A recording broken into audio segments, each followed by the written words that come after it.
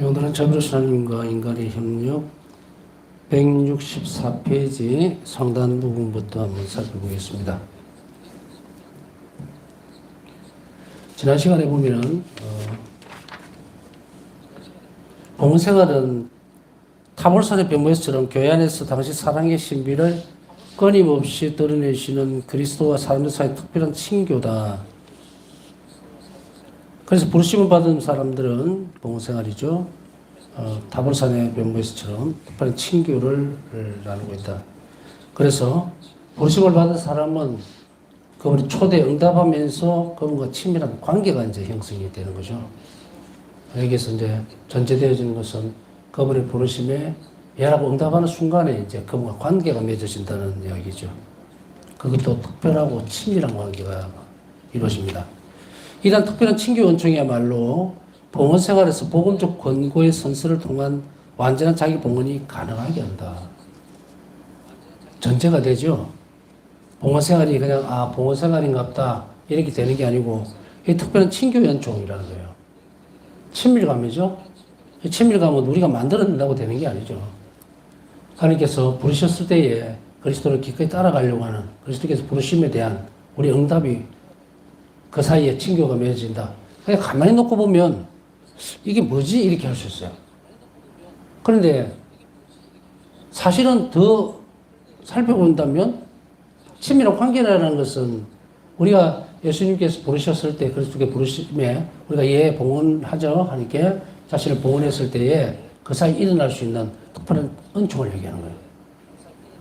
이걸 간과해서는 안 된다. 왜냐면은 그분이 허락해 준 거기 때문이에요. 은총이라고 하는 것은 하나님께 주시는 거죠. 우리 베푸시는 거란 말이죠. 그러면 그것에서 우리가 뭘 놓치고 사는가? 친밀한 관계로 격상시켜 준다는 이야기야.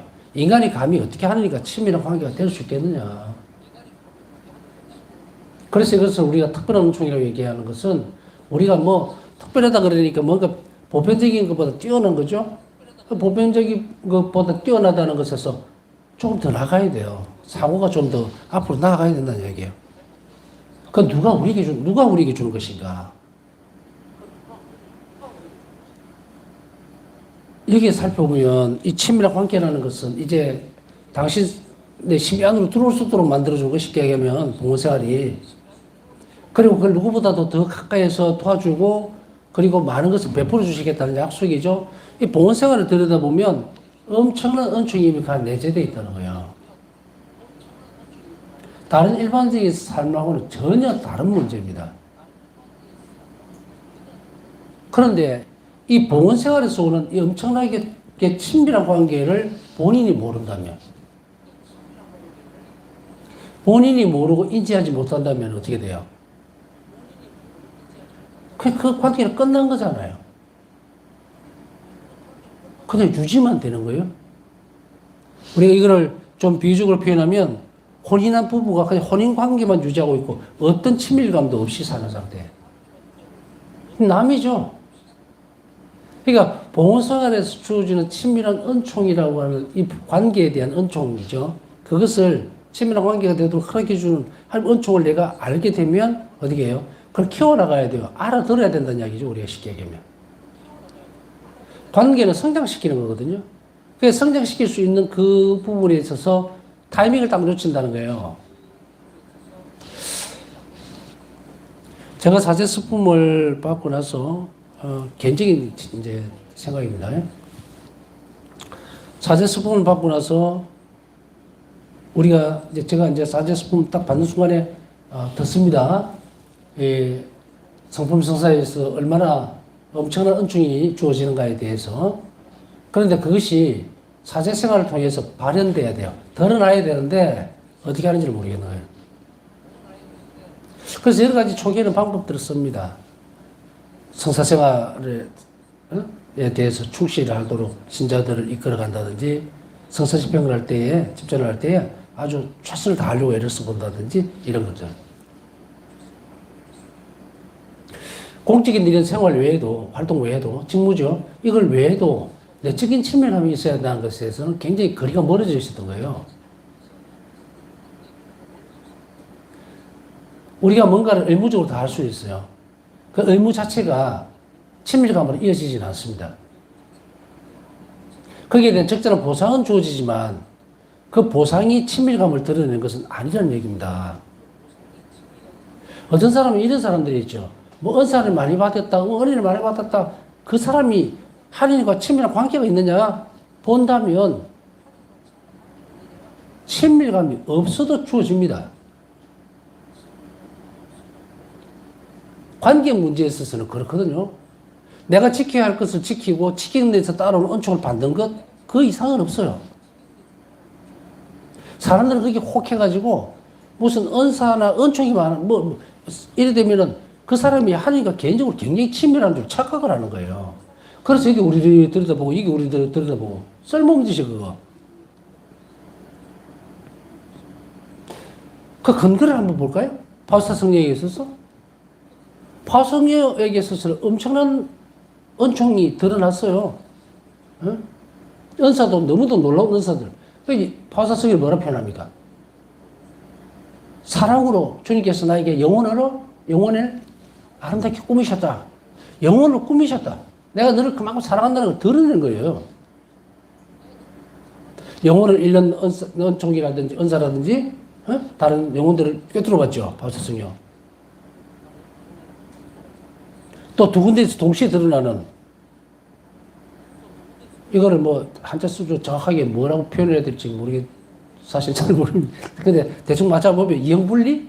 양쪽에 두 군데서 이제 동시에 나타나는 이런 것들 엄청난 은사죠. 그러니까 바울사서는 이 부분을 한번 드러내지는 않습니다. 읽기니까 이제 이런 것. 주님께서 나를 너무 사랑하셔서 내 영혼을 이렇게 아름답게 꾸미셨다. 영혼을 꾸미신 거예요, 이게. 그 우리가 얼마나 어리석습니까? 존재를 알지 못하면서 겉으로 드러나는 것만 들여다보고는 하나님과 친밀감이 있는 것이 착각하고 따라가고 없으면 없다고 나는 하나님 나를 사랑하시지 않는가 이렇게 생각하고 낙담하고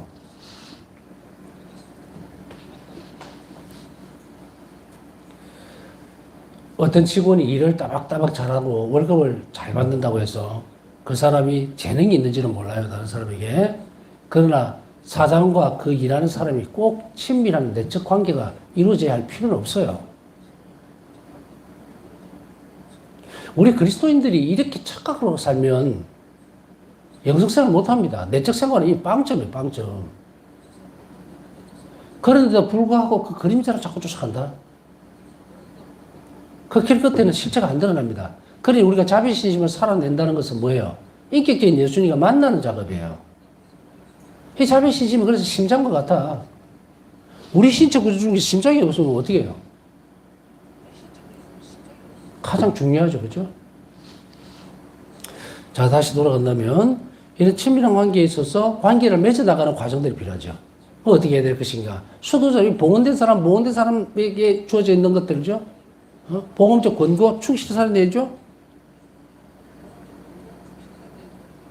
그래서 이 복음적 권고 선서를 통해서 자신을 더 완전하게 봉헌하게 된다는 말은 복음적 권고를 따라감으로 인해서 자신을 봉헌할 수 있다는 게 이걸로서 복음적 권고를 내가 살아내겠습니다 하는 게 내 봉헌이에요.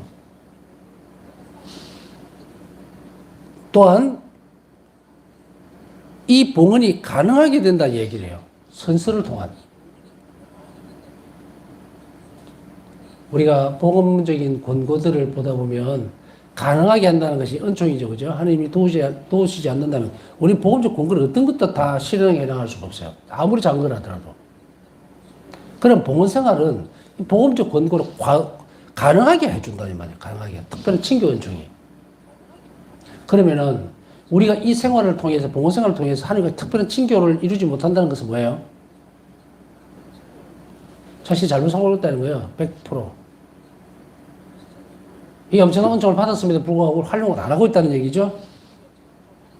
봉헌 생활의 의미를 모른다는 이야기죠. 그래서 봉헌 생활이 의미하는 것을 모르니까 엉뚱한 일들을 자꾸 찾아가죠. 그거 어떻게 해요? 나중에는 시간이 아무리 흘러도 허상만 잡고 있는 거예요. 하나님을 나는 만난 적이 없습니다라는 말이 나와서는 안 된다.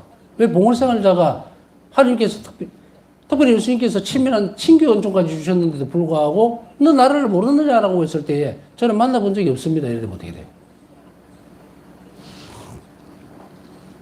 이걸 가능하게 하는 것이 뭡니까? 가능하게 하는 것이 앞에서 드렸던 친교 연종이죠. 또한 지금 오늘날 우리 이제 봉헌생활을 다루고 있지만 봉헌생활이라고 하는 그 이외의 것들을 따라가 보면 자비시스템 안에서는 이 모든 일들을 가능하게 만들어주고 있다는 이야기예요. 그래서 우리가 여러분들 중에는 난 봉헌생활 안 했는데 걱정하지 말라.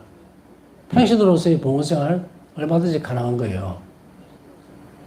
바오사 성경은 일기에 보면요. 수도생활의 초기뿐 아니고 중심부로 들어갈수록 봉헌생활을 자꾸 갱신합니다. 갱신하면서 무슨 말씀하고 계시냐면 개인적 봉헌 이런 표현을 쓰고 계세요. 좀 이상하지 않습니까? 그죠? 수도자로서 이미 수도생활로서의 봉헌을 하셨는데도 불구하고 또 개인적인 봉헌 이런 표현을 쓰는 거예요. 특별한 어떤 시기에 전례 시기에 특별한 날 성탄이라든지 아니면 수도에서 특별하게 진행되고 있는 비정기 참석한다든지 연수를 참석한다든지 그럴 때마다 주어지는 은총들을 통해서 자기 개인을 봉헌하고 있죠. 그러면은 평신도로 살아가는 여러분들에게 있어서의 삶이 뭐예요? 봉헌생활이 가능하다 이 말이죠. 넓은 의미로 보면 그러면은 이 봉헌생활을 가능하게 만드는 것도 결국은 근본 원천이 뭡니까? 너 나를 따라오느라 했잖아요. 우리가 세례를 받을 때 따라오느라 했기 때문에 세례를 받았죠. 출발점이 그게요. 그럼 이제 무엇을 해야 됩니까? 내 개인적인 봉헌을 통해서 갱신을 통해서 계속해서 뭐다? 친밀한 관계를 드러내야 되겠죠. 이게 이제 뒤로 가면 뭐야? 순명의 태도죠. 주님 저는 당신을 사랑합니다. 그러니 난 이렇게 했죠. 나는 예수님 사랑하기 때문에 이 일을 할 수밖에 없습니다. 자, 사랑의 동기가 되죠. 그러면 뭐가 자랍니까? 친밀한 관계가 자라게 되죠. 너는 언제든 어디서나 자비로워야 한다? 계속 자비로워지면서 뭐가 자랍니까? 이웃에 대한 자비가 증가하죠. 자라죠. 그것이 특별한 관계를 형성을 하는 거예요. 우리가 예수님과 우리 그리스도, 같은 단어는 아니지만, 여튼, 섞어서 쓰더라도 여러분들이 다 알아들으시면 됩니다. 어떤 때는 그리스도라고 부르기도 하고 제가 예수님이라고 부르고 할 때는 약간의 뉘앙스가 있어서 그런 것 뿐입니다. 자, 예수 그리스도에 대한 우리의 믿음들, 특히 그리스도에 대한 믿음. 사실 우리가 봉헌생활을 다룰 때 있어서 그리스도에 대한 봉헌생활이죠. 그래서 우리가 지난주가 지난 주일이 뭐예요? 그리스도 대축일이죠? 그리스도 왕. 명칭으로 보면, 호칭으로 보면 예수라는 이름은 뭐야? 인성을 가지신 공생을 하셨던 예수님 드러내죠? 하나님의 이위 성자 그리스도 부활하신 이후에 다시금 재림하실 그분 구세주. 예? 자, 우리가 드러내고 있는 봉헌생활은 영원성까지 지니게 되죠. 이 땅에서 내가 편하게 살고 혹은 신앙적으로 부유한 어떤 삶을 사는 게 아니라 그걸 훨씬 뛰어넘어서 희망이죠. 그리스도께 가야 합니다. 부활하신 그리스도 하나가 되죠. 그러니 우리는 역사를 통해서 그분에게 계속 가야 되는데 오늘 여기서 하나 짚어볼 것은 바로 이 부분입니다. 우리 각자는 적절한 때에 계속 주님께 자신을 봉헌해야 한다. 이 봉헌은 우리 영혼이 점점 하나님께 가까이 가도록 만듭니다. 그것은 다시 이야기하면 친밀감을 훨씬 더 깊게 만드는 거예요. 내가 너를 위해서 봉헌하겠다. 당신에게 뭐 이렇게 되지만 굉장히 다른 문제가 생깁니다. 관계가 아주 달라지죠.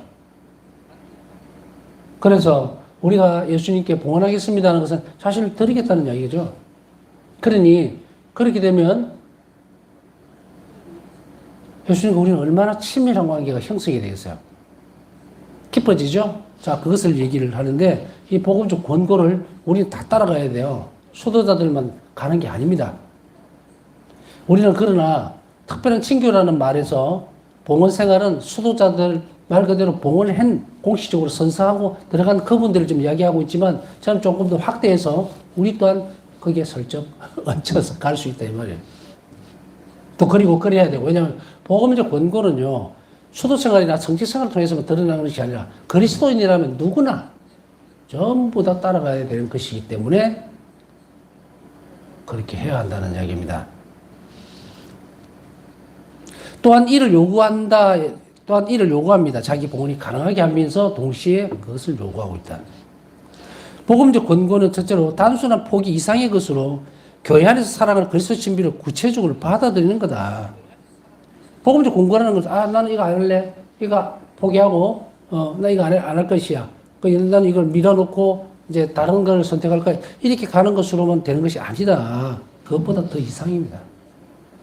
교회 안에서 살아가는 그리스도 신비를 구체적으로 받아들이는 거예요. 그럼 교회 안에서 살아가는 그리스도의 모습은 뭡니까? 그리스도 신비는. 끊임없이 성찬의 전례를 통해서 뭘 합니까? 구원이 드러나고 있죠. 그럼 우리는 예수 그리스도의 구원 사업에 어떻게 됩니까? 동참을 하면서 잃어버린 영혼들을 구원하는 일에 우리도 협력을 해야 될 필요가 분명히 드러나죠. 그렇기 때문에 이 협력은 계속해서 잘해내야 돼요. 또한 그리스도의 신비를 구체적으로 받아들인다는 것은 그 신비 자체를 뭡니까? 우리가 실생활 속에서 그대로 구현해내야 된다는 이야기인데 이것을 우리가 자비신심 안에서 어떻게 볼 수 있는가? 그건 이거죠. 한 자비의 신비에 대해서 묵상할 것. 또한 구체적으로 일상생활 속에서 한 자비의 신비를 뭡니까? 관상할 것. 이거잖아요. 그리스도 신비를 묵상과 관상해 나가는 거예요. 그걸 알아가는 거예요. 여기에는 또한 지성적인 노력도 있어야 된다. 그러나 이 자비는 아주 구체적이기 때문에 추상적인 개념이나 혹은 우리가 묵상에서 만들어내는 어떤 허상적이거나 혹은 실천이 없는 그런 것이 아니에요.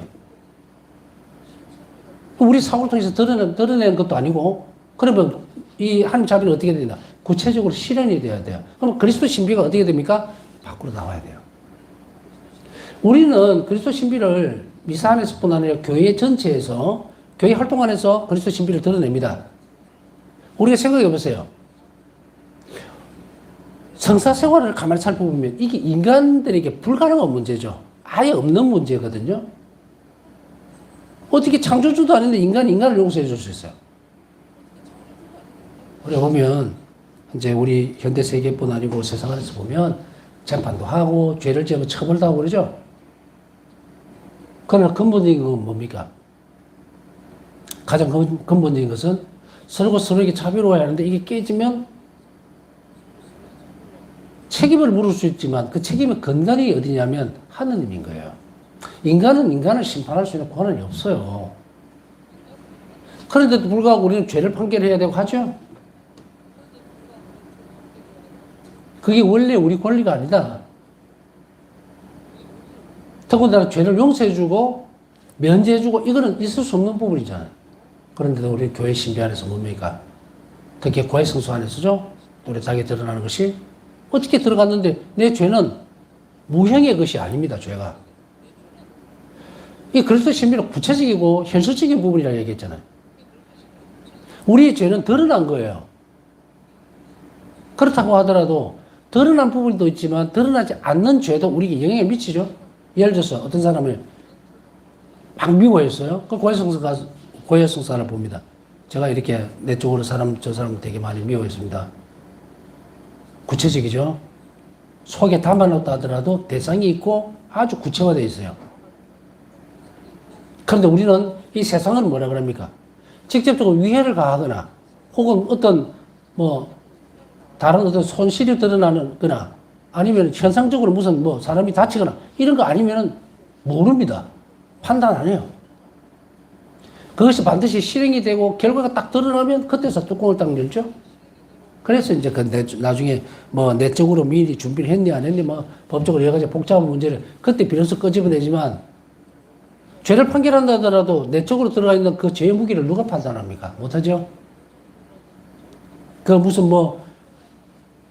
초라서 들어서 무게를 재겠습니까? 잴 수 있는 게 아니에요. 그래서 사람이 판단할 수 없다는 이야기죠. 그런데 교회는 어때요? 교회소 안에서는 명확하게 내적인 죄까지도 어떻게 합니까? 용서를 해준다. 왜? 이걸 가지고는 천국에 못 가니까. 이렇게만 살펴보더라도 우리가 구예수 안에서 얼마나 놀라운 신비들을 경험하는지 모른다. 그리스도 신비를 경험해 나가는 것. 그것은 내가 그것을 인지했을 때에 이런 부분이 있겠죠. 어떤 사람은 정신과 상담을 받았어요. 근데 돌아서서 나오면서 아우 10년 먹은 채찍이 내려가서 너무 시원한 대답을 들었다라고 해요. 그러면서 오늘은 정말 잠을 잘 잘 수 있겠다. 이제는 내일에 대한 희망이 생기네. 왜 그래요? 정신적인 영역이었는데 자기가 가지고 있던 어떤 뭐 문제들 혹은 그런 것도 내놓고 정신적인 부분만 상담했는데 그 해결책이 나왔어. 근데 왜 육체적으로 편안해져요? 연기를 오리가 있죠? 그래서 그리스도 신비를 구체적으로 받아들이는 것은 우리가 죄를 용서받았으니 실제적으로 실천적으로 내 죄를 용서해 주시기 위해서 주님께서는 당신 생명을 내놓으셨다. 이 신비예요. 어떻게 하나님이 나를 위해서 돌아가실 수가 있을까? 그 사랑의 깊이, 그 자비의 깊이를 우리가 어떻게 해야 될까? 너무도 놀라운 일이죠. 다 받아들이지 못합니다. 그럼에도 불구하고 내 죄가 공짜로 그냥 사면됐다고 착각하는 사람이 엄청나게 많으니 이 사람들은 그 죄의 무게를 그대로 또 들고 가는 거예요. 현실적으로 하나님과 결리되어 있던 그런恩寵은 다시 회복시켜줬지만 다시 백지 상태로 돌아가 버렸으니 또 죄라는 작은 걸림돌만 있으면 넘어지게 되죠. 어쩌면이 아니고 10명의 나병 환자를 나서줬을 때 마지막 한 명이 돌아왔던 것은 이 놀라운 일을 해주신 분에게 가지 않으면 자신은 또 더 불행해질 거라는 생각을 한 거죠. 그래서 돌아온 거예요. 내적으로 더 단단해지지 않는다면 이러한 일들이 죄의 결과물이라는 것에 대해서 알아챘죠. 그래서 주님께 돌아와서 구원받기를 원합니다. 이 말이에요. 죄를 안 짓고 싶습니다. 이거거든요. 너무 불행한 일을 겪었습니다. 죄의 독성에 대해서 알아버린 거죠. 그랬을 때 주님만이 그걸 해결해 줄 수 있죠. 자, 그리스도 신비와 만나죠. 주님만이 우리가 할 수 없는 일을 해 주실 수 있으십니다. 라고 이제 고백해내고 다시 어디에 됩니까? 이제 죄를 짓지 않는다면 완전한 사람이 될 거라고. 자, 예수님을 따라가는 사람들에게 있어서는 이런 부분들이에요. 이런 괴리들을 눈치챈 사람들이죠. 쉽게 얘기하면. 아, 내가 이래서는 안 되겠다. 단순한 그것이 아니고 저분에게 가지 않으면 나는 끝장이 나는구나. 그래서 올라온 거예요. 그리스도인들은 이렇게 된 거예요. 그런데 그것을 모르거나 방황하거나 길을 잃어버리면 뭐다? 더 비참한 상황이 벌어진다는 이야기입니다. 그래서 그리스도의 신비를 구체적으로 받아들이는 것이 나는 성당에 다니니까 요걸 죄 안 짓고 요런 걸 하지 말라는 것만 따박따박 다 지킨다. 그게 아니다. 복음적 공부는 훨씬 더 앞으로 나가면서 우리 자신을 완전하게 뭐다? 구원의 도구로 내놔야 돼요. 그리스도의 신비를 구체적으로 받아들이면서 우리 자신도 그리스도 신비의 뭐다? 일부가 되는 것이 아니라 전부가 되어야 한다. 그래서 주님께서 십자가에서 돌아가셨던 그 신비를 내가 어떻게 해요? 그냥 체험한다? 내가 이곳에 내줄 때 체험하겠죠? 똑같아져야 되겠죠? 여기서 예수님은 구체적으로 많은 부분을 가르쳐 줍니다. 내 신비 안으로 들어오기 위해서. 그러나 여기서 그리스도 신비 안으로 들어오도록 만드는 복음적 공부를 따라간다고 해서 다 들어가는 게 아니에요. 바울사 성경에 보면 이런 부분들을 우리는 종종 발견할 수 있어요. 너는 내 신비 안으로 들어올 것을 허락해 주겠다. 특히 어디야? 순한 신비. 놀라운 이야기예요. 예수님께서 허락해 주시지 않으면 들어올 수 없어요. 그러니까 우리가 어려움이 여기 있죠. 성경접에도 열심히 하고 예수님 순환에 대해서 막 참 묵상도 하려고 애를 많이 썼는데 영적인 발전이 없다? 어디가 펑크가 났을까? 예수님께 간절히 원하지를 않았죠. 그 안으로 들어가게 되는 것은 주님께서 주시는 선물이에요. 특별한 사람들에게만 주어지는 것일까? 아니에요. 예수님 순환 신비 안에서는 초대예요, 초대. 그러니 우리가 교리를 끝나고 난 뒤에 그리스도 신비교육이라고 하는 이 시간을 지내면서 묵상이 굉장히 중요한 자리를 잡는데 그 묵상의 주제가 뭐여야 되는가? 주된 주제가 핵심이 예수 순환이에요. 그래서 예수 순환 신비를 깊이 있게 묵상해 나갈 때 우리는 어떻게 됩니까? 우리 자신이 예수님과 함께 하나가 될 수 있는 거예요. 그러니까 이거는 초대다. 신비는 초대예요. 그래서 우리가 교리를 가르치거나 또 예비 신자들을 모집을 할 때에 하나님 신비하는 오십시오. 이게 초대예요. 그리스도께서 드러내셨던 그 신비로 여러분들 초대합니다거든요. 그럼 어떻게 돼요? 교리 자체라든지 교회 생활 자체가 신앙생활 안에가 전부 다 신비로운 일이에요. 우리가 뭔가를 세상 안에서 발견해 줄 수 있는 그런 게 아니고 하나님께서 베풀어 주시는 그 신비함으로 우리가 들어가는 거예요. 받아들이 그 의미에서 보면 구체적으로 받아들이는 거다. 우리가 봉헌할 때도 우리 자신을 봉헌할 때도 영적으로 어떻게 봉헌해야 할 것인가를 잘 살펴보고 그것을 인식해 나갈 때 그때 하나님은 종 부어지거든요. 그러면은 이 봉헌이 단순하게 재물적으로 물질적으로 돈을 몇 푼 넣는 게 아니다. 뒤로 쭉 가보면요. 미사에 대한 준비를 제가 앞에서 설명을 다 강의해 드렸어요. 하루 생활 전체를 자비로움으로 계속 채워나가고 그때 봉헌으로 넘어가야 돼요. 재물적인 것은 물론 필요하죠. 왜냐하면 우리 정성이기 때문에. 그러나 내적인 태도가 없이 그 재물적인 것은 아무 소용이 없어요. 사실은. 그러니 많은 사람들이 이렇게 생각하죠. 아, 나는 뭐 주일날 뭐 대충 그냥 봉헌하기도 했고 이런데 도대체 내가 얻는 게 뭐야? 이렇게. 얻는 게 뭐야? 안 가져가놓고. 그 돈으로 표현된, 재물로 표현되는 그것이 내 온 마음이어야 되는데 누구에게서 이것을 드러낼 수 있습니까? 굳이 안 드러내도 알잖아요. 과부의 통전하됨에 대해서 요즘 분명히 말씀하고 계시죠. 저 과부는 없는 데 가족을 다 내놨다 이거예요. 가족을 다 내놨다. 그게 뭡니까? 마음으로 다 내놔요. 마음으로. 물질적인 것만이 아니고. 이게 봉헌이 된다면 모든 걸로 다 연결이 되겠죠? 그러면 여기에 큰 단초가 있다. 그러므로 이러한 면에서 봉헌된 사람들과 하나님과의 협력은 단지 그리스도를 닮는 것이나 그분을 자신의 어머니나 아버지보다 더 사랑하는 것만이 아닙니다. 나는 아버지보다 어머니보다 혹은 그리스도를 닮기 위해서다. 이런 것이 아니다. 그거보다 훨씬 더 크다. 그리스도의 협력은 무엇일까? 이는 그분을 따르는 모든 제자에게 요구되고 있는 건데요. 나는 이런 걸로서 부모나 자식이나 이걸 떠났습니다. 그 다음에 나는 그리스도를 닮기 위해서 이렇게 노력을 하고 더 이 부분을 포기하고 넘어가겠습니다. 이런 것보다 훨씬 광범위한데 그 훨씬 광범위하다는 것이 무엇일까? 그것은요. 전인적인 투신을 해야 합니다. 그래서 전인적인 투신을 통해서 개인적인 봉헌을 실천하고 표현하는 것이어야 돼요. 전인적인 투신을 통해서 자신의 삶에서 그분의 모습을 재현할 수 있도록 전부 다 내놔야 된다는 이야기예요. 저는 요만큼은 버리고 떠나야 제자들이 질문하죠. 저희는 주님을 위해서 집도 떠나고 다 버리고 떠났습니다. 라고. 그랬을 때에 예수님께서는 칭찬도 하시지만 그러나 더 다른 걸 또 요구를 하시죠. 너 자신을 다 내놔라는 이야기죠. 너 생각, 말, 행동 그게 전부 나를 닮아야 된다. 그럼 어떻게 돼요? 배우면서 채워져야 되겠죠.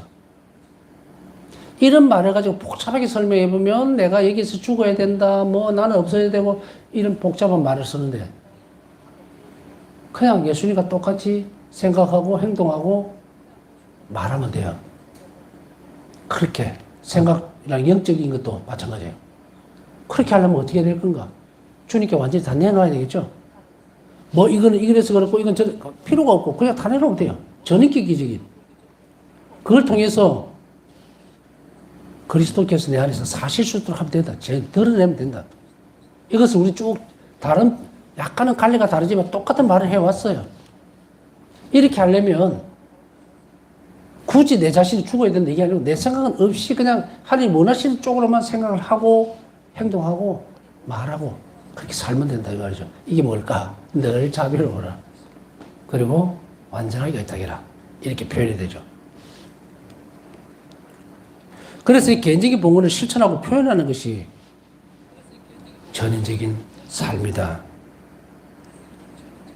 요한 바오로 이세 교황 권고 봉헌 생활에서 그리스도에 대한 이런 완전한 투신을 그리스도 신비에 동화하는 것으로 정의하고 있다. 그리스도 신비에 동화하는 것으로.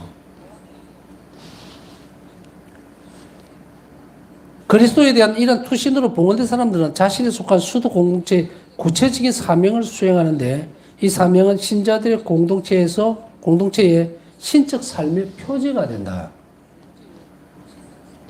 우리가 어떤 한 분의 어떤 대상에게서 봉헌된 사람이 수도 공동체의 구체적인 어떤 사명을 수행하면 사람들은 뭡니까? 신자들 공동체에 저렇게 사는 것이 그리스도를 닮는 것이다 라고 하는 표지가 되니 이 수도 공동체의 삶이 얼마나 중요합니까? 봉헌된 수도 공동체의 삶이 흐트러지면 쉽게 얘기하면 세속에서 살아가는 평신도 공동체의 삶에 공동체에 영향을 미칠 수 있는 것이 단절이 되어버려요. 악영향을 미칠 수도 있다는 이야기예요. 반대적으로 얘기하면. 신적 삶의 표지가 되어야 되는데 우리가 하나님과 산다는 것은 저런 모습이구나라고 해야 되는데 거기가 망가져 있으면 생활 속에서 살아가는 신적 공동체가 흔들흔들흔들하는 거예요. 그래서 이것을 뭐라고 얘기하는가? 수도 공동체는 교회의 뿌리입니다. 뿌리가 상해버리면요 몸통이 다 흔들립니다. 우리가 왜 수도 공동체들, 수도사 외식기도회를 해야 하냐면 더 강조 안 해도 아시겠죠? 뿌리가 흔들리는 나무는 오래 서 있을 수가 없어요.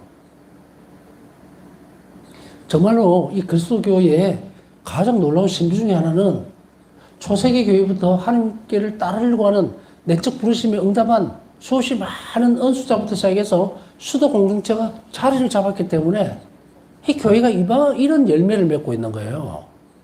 이런 열매라는 게 뭡니까? 교세입니까? 아닙니다. 성인들이죠. 또 한쪽 앞으로 나가면 뭐예요? 구원받은 사람들이죠. 수없이 많은 사람들이 천국에서 삶을 누리고 있죠. 그 열매의 뿌리가 뭔가? 바로 이렇게 구체적으로 자신의 삶을 하나님께 헌신하고 봉헌한 사람들의 수없이 많은 삶을 하나님께서 뭘로 씁니까? 구원의 도구로 써버리죠. 그럼 이 수도 공동체는 뭐다? 구체적인 사명을 통해서 하나님의 자비에 협력해 왔죠. 그런데 이것을 확실하게 한 자비의 반사적 모습, 그거에 대한 것이 깊이 있게 뿌리내지를 못한 것이 사실이에요. 그 삶이 더 많은 열매를 맺을 수 있었고 또 앞으로도 그렇고 세상의 마지막 종말까지 수도 공동체는 끝까지 살아남을 거예요. 그렇게 살아남도록 교회는 애를 써야 하고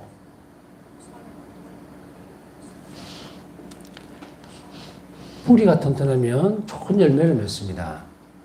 건강한 교회가 되죠. 그 말은 하나님께서 구원 사업을 어떻게 한다? 이 땅에서 훨씬 더 풍요롭게 수행할 수 있다. 인간의 협력 없이는 하나님은 구원 사업을 하실 수가 없다.